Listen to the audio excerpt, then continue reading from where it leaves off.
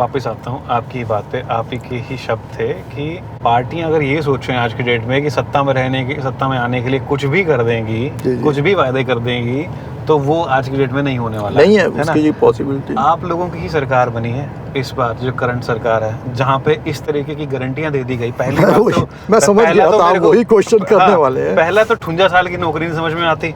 अब वो कितने लोगों को 58 साल की नौकरी मिली है, वो लोग कमेंट में बता देते हैं कि इन लोगों को 58 साल की नौकरी मिली है, बाकी किसी को नहीं मिली है। ठीक है, और कितने लोगों को मिली है, मतलब हाँ, लोग कमेंट करते हैं। बिल्कुल। दूसरा कहते हैं कि 1500 रुपए दे देंगे, हर महिला को दे देंगे। आप ही का मैंने इंटरव्यू देखा, उसमें आपने बोला था कि मैं तो बोला था, काउंटर भी बिल्कुल। अब मुख्यमंत्री जी भी कहते हैं कि लाहौल स्पीति और किन्नौर और 2-4 दे दिए। 21 लाख से ज्यादा महिलाएं हैं, किसको देते रहोगे 1500 रुपए? मतलब कि अप्रोक्सीमेटली 70 लाख तो हमारी आबादी है हिमाचल की, पहुंच भी होगी 75-80 के आसपास जा रही है। बिल्कुल अब सेंसिस होंगे तो पता लगेगा। 21 से 25 लाख के आसपास लेडीज होंगी आराम से। किसको दोगे यार? और सबसे बड़ी बात, 5 लाख रोजगार देंगे जी, और रोजगार लग रहे हैं जो जल मित्र लग रहे हैं 5-5 हजार रुपए के ऊपर जो लग रहे हैं। बिल्कुल। आप सोचो ना कहाँ से जस्टिफाई हो रहा है यार, एक दिहाड़ी वाले बंदे की भी तो आप सोचो क्या दिहाड़ी हो चुकी है। मैं यही बात मैं मतलब कि अब बता रहा था, अभी मैं बताऊंगा आपको कि ये सारे फिजूल की गारंटियां जो है हमारे उस वक्त दी थी। आपने एक इंटरव्यू सुना होगा, क्या बोलते हैं, हर्ष महाजन जी का। हाँ जी। जब वो बीजेपी में चले गए थे, चुनावों से पहले ही उनको वो कर दिया था, मतलब कि उन्होंने पार्टी छोड़ दी थी इनफैक्ट। तो उन्होंने यही कहा था कि जब हम कांग्रेस ऑफिस में बैठे थे वहाँ पे, तो ये सारी चीज़ें डिस्कशन हुई कि हम ये गारंटी दे देते हैं, ये कर लेते हैं, 300 यूनिट बिजली दे देते हैं मुफ्त, 1500 देंगे महिलाओं को। फिर आपकी सॉरी गर्म हो गया फिर से जी। तो चलो ये बीच में थोड़ा सा वही वेदर भी हॉट है, फिर मुद्दा भी हॉट है। सही बात है, इसको एक्चुअली हिमाचल की आदत है ना। तो मुद्दे सहन नहीं हो पा रहे हैं क्योंकि इसको आदत है कैमरे को लाइट मुद्दे सहन करने की, तो ये हैवी मुद्दे है थोड़े, तो इसके सिर के ऊपर से जा रहा है, तो ओवरलोड और ओवर हीट हो जा रहा है बेचारा। तो एनीवे, तो मैं आपने जो क्वेश्चन किया था उसका मैं रिप्लाई दे रहा था कि देखिए हर्ष महाजन जी जो अब पिछले टाइम पे जब हमारी सरकार के समय जो पहले राज्यसभा हुआ था बन गए थे, वो पहले कांग्रेस के थे, है ना।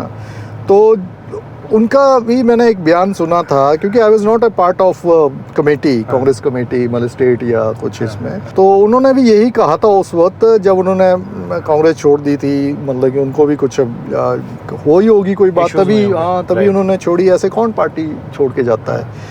तो उन्होंने भी यही कहा था कि मैं कहते जब ये सारा प्रोपेगेंडा तैयार हो रहा था गारंटीज का, प्रोपेगेंडा कह रहे हो आप? प्रोपेगेंडा ही है ये। इसे मतलब कि एक किस्म से इलेक्शन प्रोपेगेंडा समझ लो, मतलब कांग्रेस की गारंटी नहीं, कांग्रेस का प्रोपेगेंडा है, समझ लो आप वही। तो जो ये बात हो रही थी उस वक्त अंदर, तो कहते मैंने उस वक्त इनका विरोध किया कि आप ये कहाँ से देंगे, आपकी स्टेट के क्या हालात हैं, ये 1500 और इतनी नौकरियां, मतलब कि आप कैसे करेंगे? ठीक है, नौकरियां तो मतलब कि सरकार तो कंटिन्यू चलेगी, पर वो प्रोसेस अब ख़त्म हो रहा है धीरे धीरे, आउटसोर्स पर ही सारा काम धाम चला जा रहा है या कुछ है, तो ये कहाँ से? तो उस पर कहते बहुत से लोग नाराज़ हो गए कि रहने दे यार, क्या फ़र्क पड़ रहा है। अच्छा। अब इलेक्शन होने तो देखते हैं। फिर ऐसी बातें हुई, उन्होंने ही बोला था ये, मैं I was not present there, पर उनकी अपनी जुबानी है ये। और आप मानते हो कि हर्ष महाजन जी ने सच बोला होगा? अब ये भुगत रहे हैं ना हम खुद इस चीज को। कैसे दे रहे हैं आप 1500 और कैसे देंगे 1500?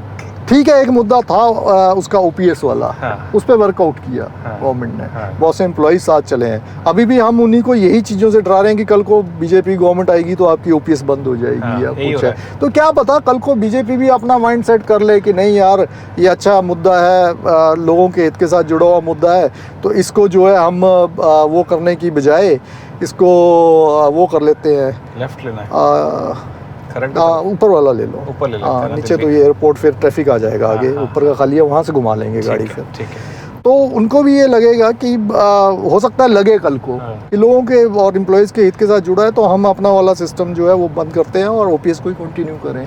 लेकिन अभी तक तो हम उनको एक किस्म से ब्लैकमेल ही कर रहे हैं ना कि आप कल को बीजेपी को वोट देंगे तो क्या पता जो है बंद कर दे कांग्रेस के जो नेता हैं। तो मैं ये बोल रहा हूँ कि ये जो गारंटियाँ हैं 1500, अब कैसे देंगे 1500? आपके स्टेट के हालात कैसे हैं? आप अब पैसे को रो रहे हैं, हालांकि जब आपने गारंटियाँ दी तब को आपको पता नहीं था उस वक्त कि केंद्र में जो है बीजेपी की गवर्नमेंट है, मोदी जी प्रधानमंत्री हैं। आपको क्या लगा था कि कांग्रेस की सरकार बन जाएगी और वो आपको थाली में रख के नोटों की बरसात कर देंगे कि जाइए आप जो करना चाहते हैं करिए। देखो, आप सोच रहे हैं कि हमने किसी से बदला बदली का भावना नहीं रखनी है, जरूरी थोड़ी है कि वो बीजेपी वाले भी सोचते होंगे कि हमने नहीं रखनी है। पर वोट को तो यह है कि जब सरकार बदल गई तो उन्होंने बोल दिया कि मराने दो हिमाचल को, हमने नहीं देना पैसा। पर नीरज जी, बात ये है कि अगर ओपीएस देनी होती तो क्या नरेंद्र मोदी नहीं दे सकते थे क्या ओपीएस? देखिए, वो एक मुद्दा बहुत इन जनरल बात, हाँ, अगर ये प्रैक्टिकली पॉसिबल होता कहीं ना कहीं। अब आप प्रैक्टिकली बात कर रहे हो, ठीक है, तो अब आप पार्टी और उस वाली जोन में नहीं हो, आप बिल्कुल निष्पक्ष हो। तो आप एक बात समझो ना, जो इस प्रदेश के हालात हैं, एक्सपर्ट से जब मेरी बात होती है ना, तो वो भी ये कहते हैं कि अभी तो देश 5-10 साल तक तो कुछ ज्यादा लोड है नहीं, ठीक है, इसके बाद जब लोड पड़ेगा तो तुझे क्या लगता है कि ये आमदनी 98 और खर्चा 10 रुपया, बिल्कुल रुपया भी नहीं, 10 रुपया हुआ पड़ा है, कहाँ से ये ओपीएस पॉसिबल है? तो खुद बता। दूसरी बात, ये चाहे कांग्रेस की सरकार होगी उस टाइम पे, चाहे बीजेपी की सरकार वाले समय में उस टाइम पे लिख के लेना, वो यूपीएस की तरफ ही जाएंगे, चाहे वो कांग्रेस ही क्यों ना होगी उस टाइम पे।